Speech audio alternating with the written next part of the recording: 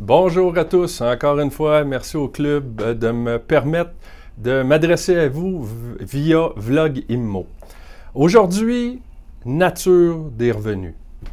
Quand on parle d'immobilier, il y a deux types de revenus qu'on peut générer en immobilier. Du revenu d'entreprise et du revenu de bien. Il y en a beaucoup qui oublient ces notions-là.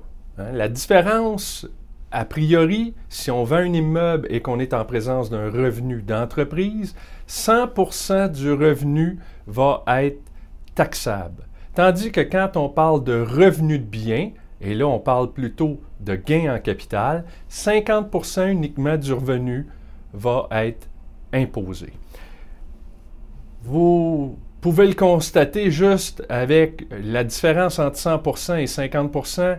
Souvent, les autorités fiscales, ce qu'elles tentent de faire, c'est de venir nous dire que la vente de l'immobilier qu'on a fait est du revenu d'entreprise. Pourquoi? 100% imposable, donc plus d'impôts. Qu'est-ce qui distingue les deux? C'est simple. Dans un revenu d'entreprise, on a un immeuble, un terrain, un bien immobilier qu'on appelle en inventaire. Parallèlement à ça, pardonnez-moi, quand on a un bien qui génère un gain en capital, on appelle ça une immobilisation. La différence entre les deux, c'est que l'immobilisation, on l'achète pour le garder et surtout faire fructifier passivement l'argent qu'on a mis dedans en collectant les loyers.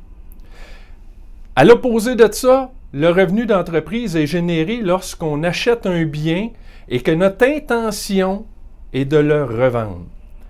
Donc, dans ce temps-là, le bien immobilier est un bien en inventaire au même titre qu'au IGA ou au métro.